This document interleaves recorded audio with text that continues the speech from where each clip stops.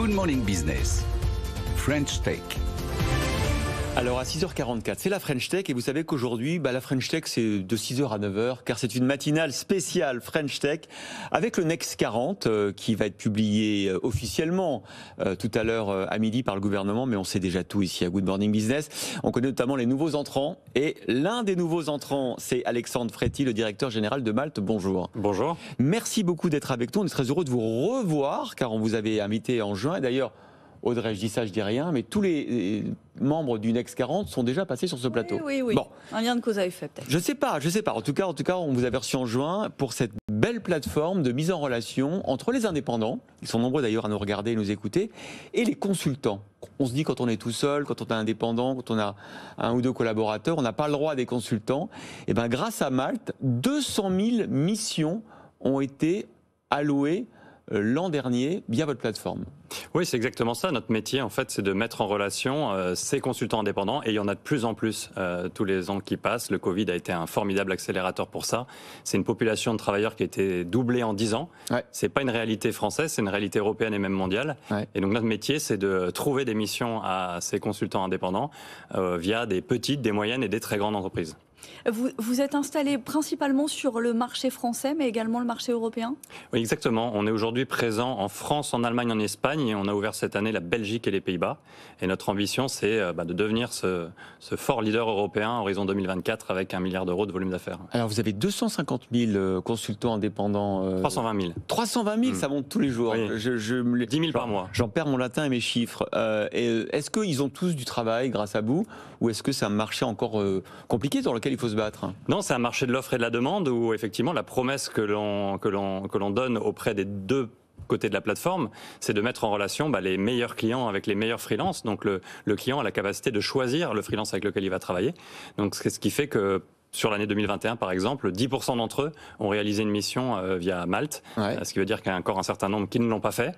Mais c'est bien pour ça que je suis là et c'est bien pour ça qu'on a envie de continuer de développer la société, parce qu'en tout cas, la demande est là. Est-ce que le rapport de force s'est inversé? Est-ce que les freelances, sur certains métiers, ont pris le pouvoir et peuvent choisir très facilement là où ils veulent aller? Parce que vous classez aussi les profils très demandés. Est-ce que là, vous sentez qu'il y a eu un point de bascule?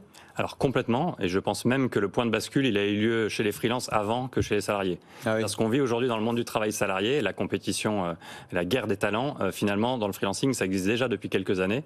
Et nous, on a une logique freelancer first, vraiment mettre de travailler d'abord pour les freelances avant de travailler pour les donneurs d'ordre. Et donc oui, vous avez totalement raison, dans toutes les expertises pénuriques, donc les expertises sur lesquelles on a plus de demandes que d'offres, c'est le freelance qui dicte la loi. Alors, dans quel type quelles sont les missions les plus allouées, les plus demandées sur Malte? Alors aujourd'hui, on a à peu près 60% de notre activité qui a lieu dans l'environnement du digital au sens large. Donc quand on parle du digital au sens large, on va retrouver 3 métiers principaux. On va retrouver la technologie et la data, on va retrouver les métiers de la création et on va retrouver les métiers du marketing et de la communication. C'est là où il y a le plus de demandes des entreprises. C'est là où il y a le plus de demandes des entreprises. Mais ce qui est intéressant et ce qui est un peu nouveau depuis l'épisode Covid, c'est qu'on voit se développer énormément les autres fonctions. Les fonctions support, RH, finance, les consultants en stratégie, enfin toutes les fonctions aujourd'hui d'une entreprise traditionnelle sont éligibles au freelancing et j'ai envie de dire 100% des gens dans 100% des entreprises sont des prospects pour une entreprise pour Malte. Et les expertises qui sont très demandées, c'est celles aussi que vous allez aller chercher. Vous avez d'importantes ambitions de développement et de recrutement. Est-ce que vous aussi, il va y avoir des difficultés pour aller dénicher ces talents? Complètement. On est logé à la même enseigne, c'est-à-dire on se bat tous pour les mêmes talents et un des enjeux du développement de l'écosystème aujourd'hui en France et en Europe, c'est les talents, c'est le chemin critique.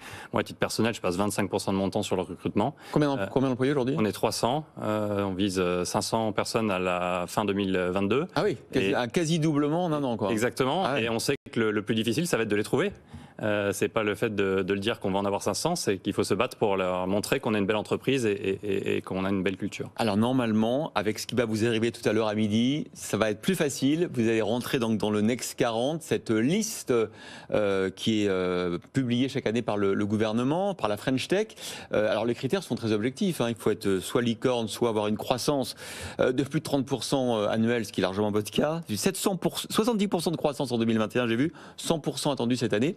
Et puis, il faut avoir levé au moins 100 millions d'euros. C'est aussi votre cas. Vous avez donc droit de figurer Next 40. Et c'est vrai que c'est une formidable vitrine, coup de projecteur qui, en général, facilite le recrutement de talent. Hein. Tout à fait. C'est tout d'abord une très belle reconnaissance du fait que l'ensemble des malteurs ont bien fait leur travail. Bah oui. J'ai envie de dire, et effectivement, vous le mentionnez, on vient de clôturer le mois de janvier, on est à nos 100% de croissance par rapport à janvier de l'année dernière, donc on est sur notre plan.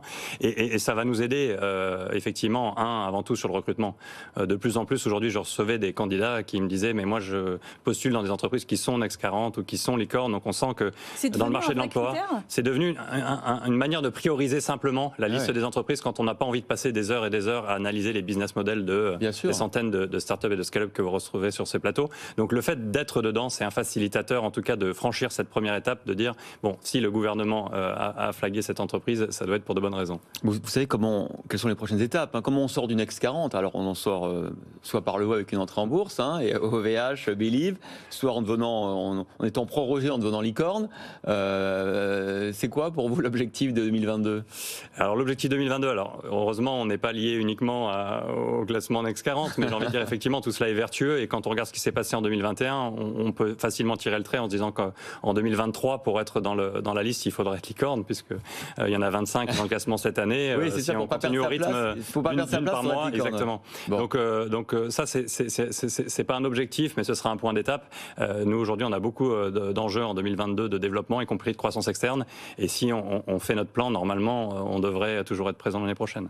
Bah écoutez, merci beaucoup, Alexandre Fréty. Et bravo, hein, directeur général de Malte. Vous êtes notre premier invité sur les nouveaux entrants du Next 40. On recevra aussi à 7h20 Lifen qui rentre au Next 40 et Loft Orbital à 8h35, matinale spéciale des entreprises de demain qu'on a inaugurée avec vous, Alexandre Fréty.